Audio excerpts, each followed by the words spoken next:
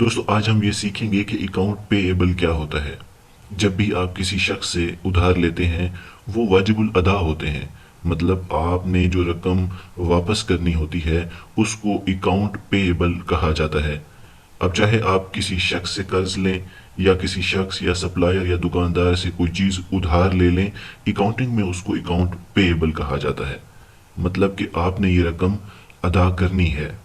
Accounting में short form में इसको एपी या A/P से भी लिखा या पढ़ा जाता है। याद रखें ये वाजिबात यानी अकाउंट पेएबल शॉर्ट टर्म भी हो सकते हैं, यानी आपको ये रकम 1 साल के अंदर अंदर वापस करनी पड़ सकती है। मसलन आप किसी शख्स से उधार ले लेते हैं, या ये वाजिबात लंबे अरसे के लिए भी हो सकते हैं। मसलन आप 5 साल के लिए किसी बैंक से उधार ले लेते हैं तो आपको 5 साल के अंदर अंदर ये रकम वापस करनी होगी। That is also called account payable. Thanks for watching. Stay tuned.